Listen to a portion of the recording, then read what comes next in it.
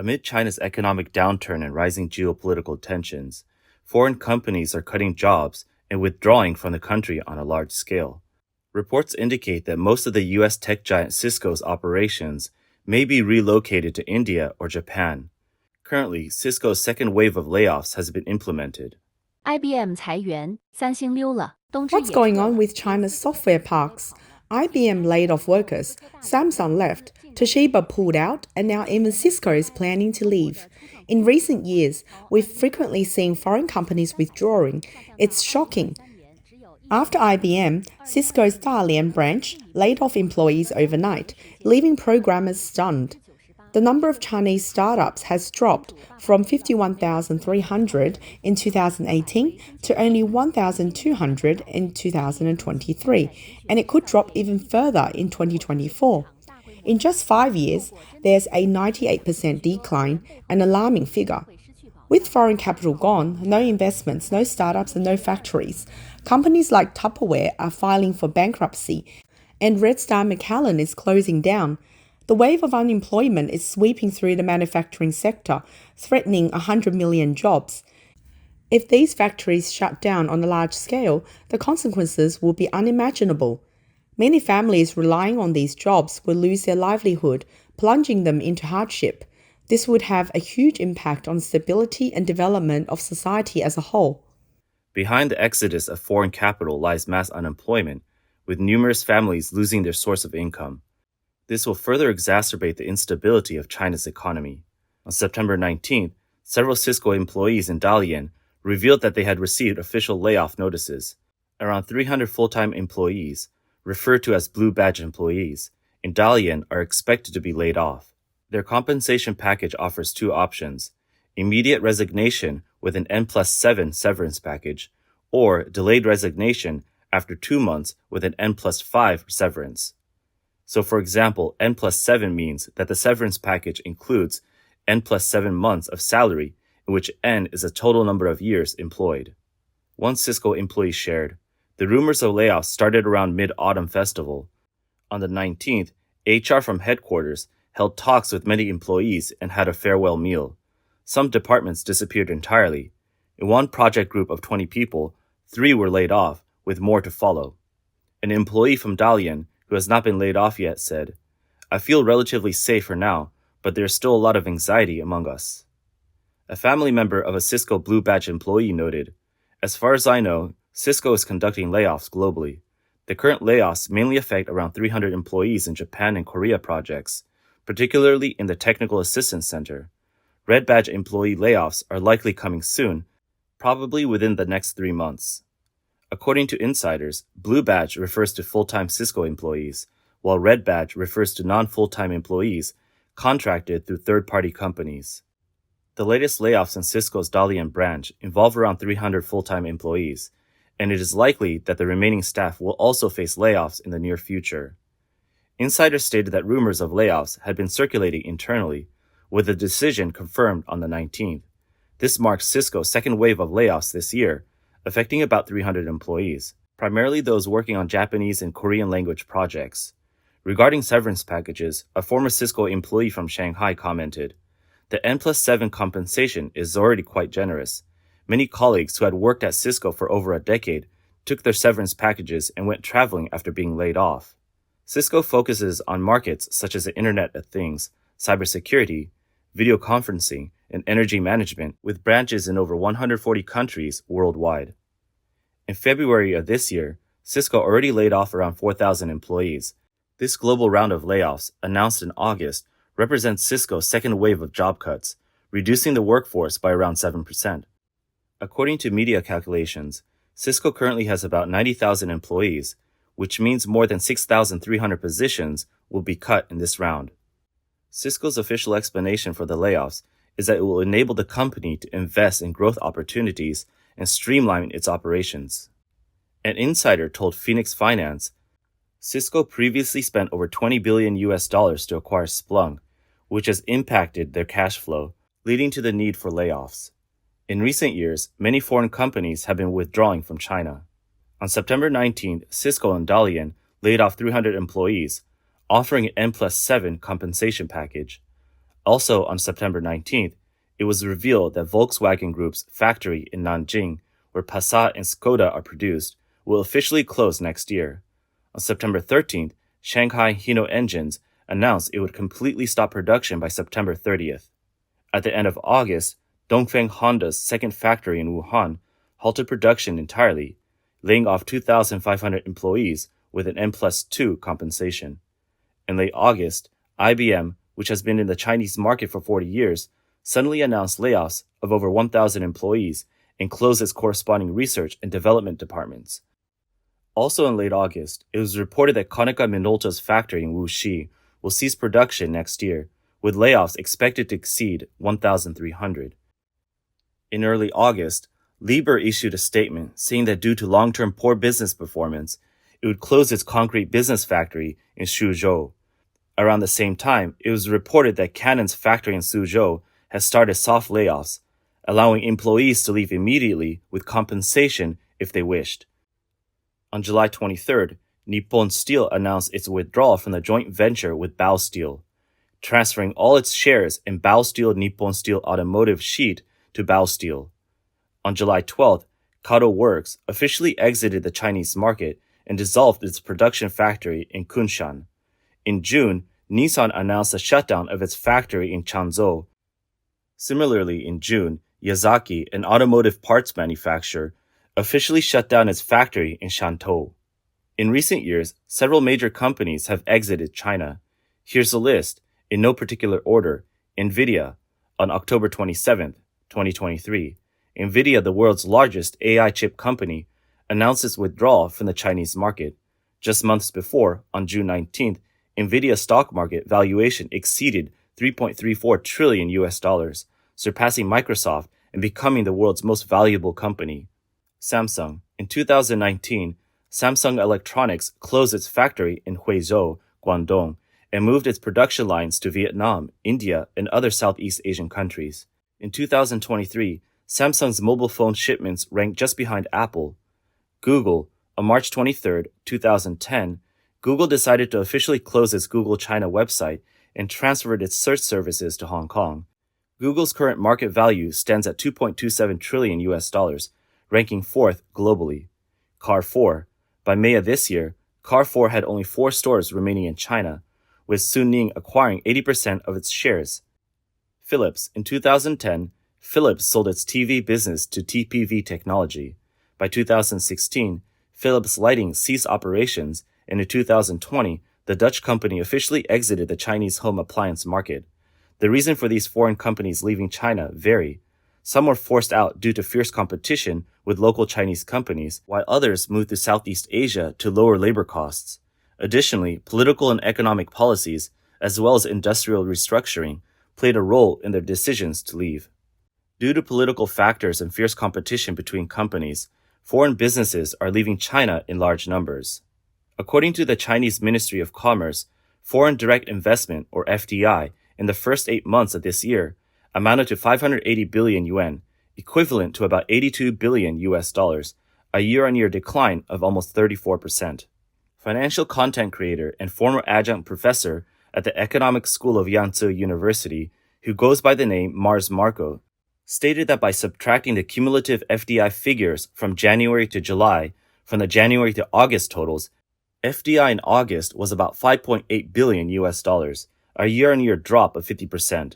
This marks the largest decline in the past 25 years, based on data collected by the Riding Bull Research Institute since 2000.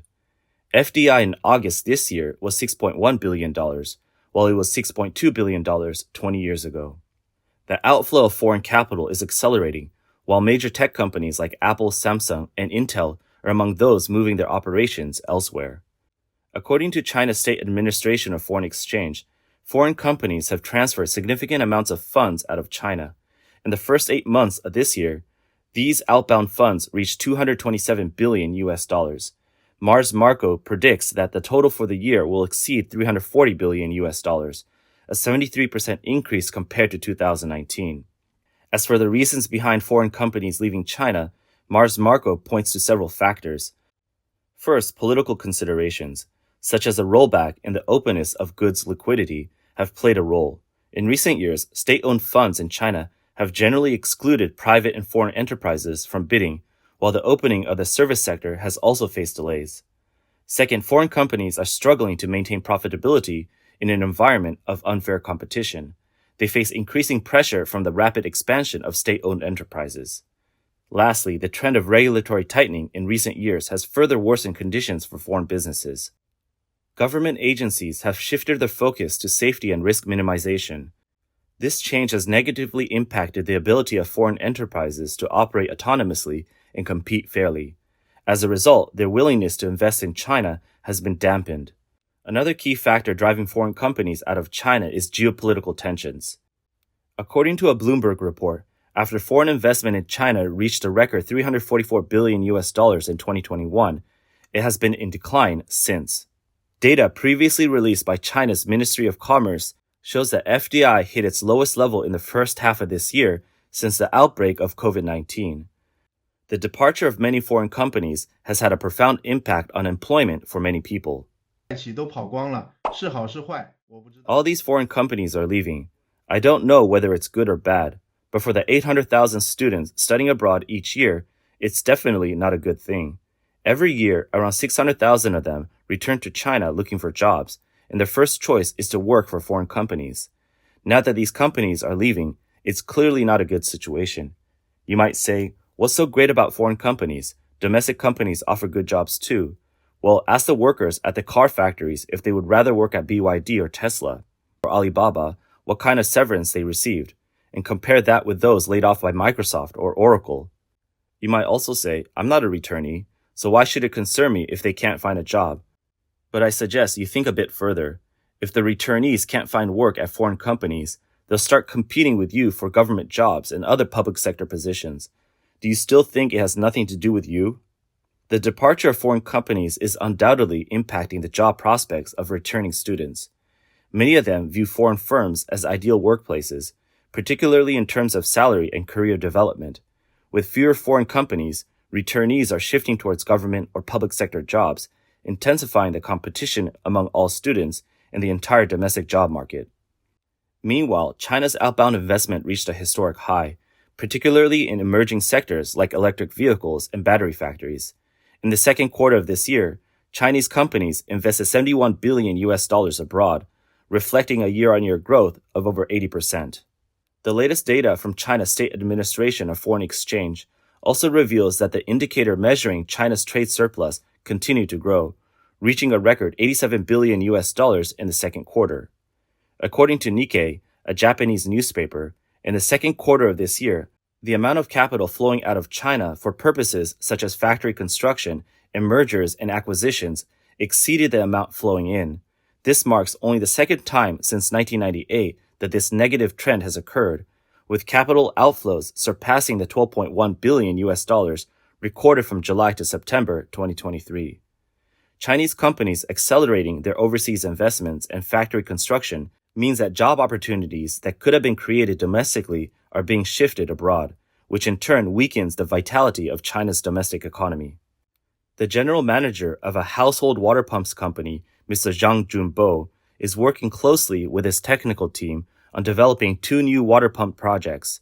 In recent years, the company, Junhe Pumps, has set up 2 new branches in North America and Europe, a trend that is becoming increasingly common among Chinese businesses. According to Vietnam-China Chamber of Commerce in Ho Chi Minh City, as of March 2024, over 4,000 Chinese companies have established operations there, with a total registered capital exceeding $27.6 billion. In 2023 alone, Chinese investments in Vietnam reached $4.5 billion, reflecting a nearly 80% increase compared to 2022. China is now the 4th largest investor in Vietnam, following Singapore, South Korea, and Hong Kong. Vietnamese goods exported to the U.S. largely benefit from zero-tariff agreements. The U.S. has remained Vietnam's largest export market for many years. In addition, Vietnamese goods can enter the market within the Association of Southeast Asian Nations, or ASEAN. There are 0 tariffs and a population of around 800 million. Amid the U.S.-China trade war, exports from mainland China to the U.S. face tariffs of 25% or even higher, sometimes reaching 100%. By investing in factories in Vietnam, Chinese companies can produce goods that benefit from the zero tariff access to the US, EU, ASEAN countries, and other international markets. In 2023, China surpassed Japan to become the world's largest exporter of automobiles for the first time. According to Mexico's National Institute of Statistics and the Mexican Association of Automotive Distributors, in January, Chinese car brands such as BYD, JAC Motors, and Geely sold nearly 130,000 vehicles in Mexico last year. It marked a 63% year-on-year increase. Chinese brands now hold a 19.5% share of the Mexican market. Cars produced in Mexican factories can enter the U.S. with a minimal 2.5% tariff. If these vehicles meet the strict local content requirements outlined in the 2020 U.S.-Mexico-Canada Agreement, they may even be exempt from tariffs entirely. In contrast, electric vehicles made in China face a 27.5% tariff when imported into the U.S. According to the Mexican government, China's direct investment in Mexico hit a record high of $587 million in 2022. Chinese automakers like BYD, Morris Garages, and Chery all plan to establish factories in Mexico by the end of this year. On February 23rd, the U.S. Alliance for American Manufacturing released a report warning that the influx of cheap Chinese cars into the U.S. market could ultimately devastate the American automotive industry. The group urged the U.S. to prevent Chinese companies from benefiting from the USMCA.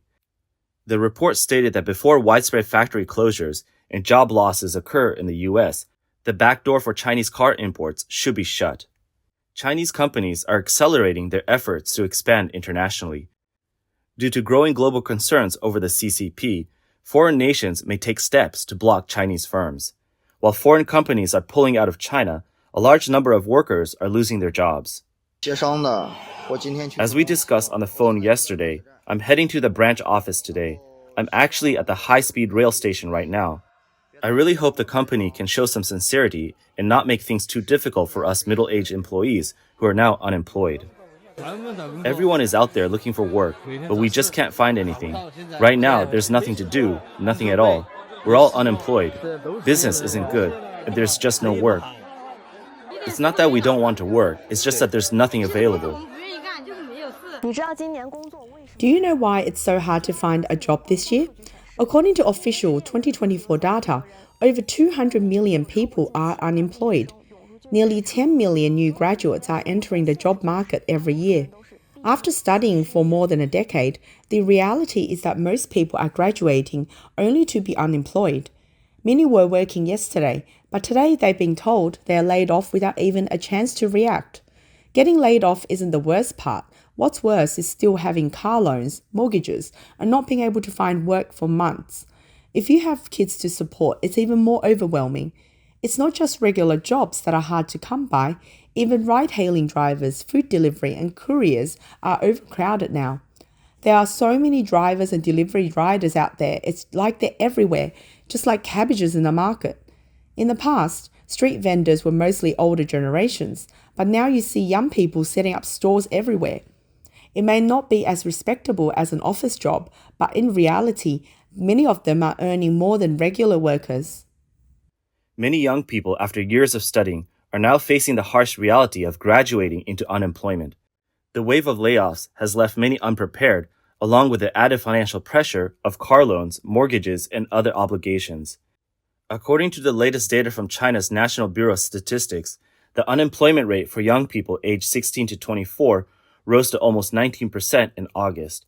This is the highest level since the youth unemployment rate resumed being published in January this year.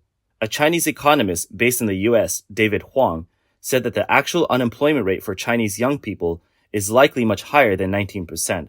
He pointed out that this figure does not include many recent graduates still in school. It only reflects employment in urban areas, excluding non-agricultural populations in towns and rural areas. Huang estimates that the real youth unemployment rate could be over 25%, especially considering the lower threshold for employment. Working just 1 hour a week is not considered unemployed. If both unemployment and underemployment are accounted for, it's possible that between a quarter and a third of young people are without stable employment. With youth unemployment surging, The Chinese authorities issued a set of 24 guides on September 25th, aiming to continuously improve the quality and reasonable growth of employment. This government document highlights efforts to boost employment among college graduates, young people, veterans, rural laborers, and those in difficult circumstances. It also calls for improving a public employment service system that covers everyone and expanding the reach of Social Security. China expert Wang He pointed out that China's economy is currently in an abnormal state, with severe unemployment despite an overall shortage of labor. He explained that China's working-age population, from ages 16 to 59, has been steadily declining since it peaked in 2012. From 2020 to 2022 alone, due to the pandemic, the population in this age group dropped by nearly 40 million, based on official data. Coupled with an aging population, the country's labor force is shrinking rapidly. What is especially unusual now is that mass unemployment has already emerged, indicating that the decline in China's labor force is actually happening at a much slower pace than the economic downturn. The core issue is that China's economy is in significant decline, leading to intense pressure on employment. Wang He also highlighted the contradictions in the Chinese government's policies. For instance, in response to the financial pressures on the Social Security Fund, the authorities are pushing for delayed retirement. But this policy conflicts with the efforts to address the unemployment problem, creating a policy paradox.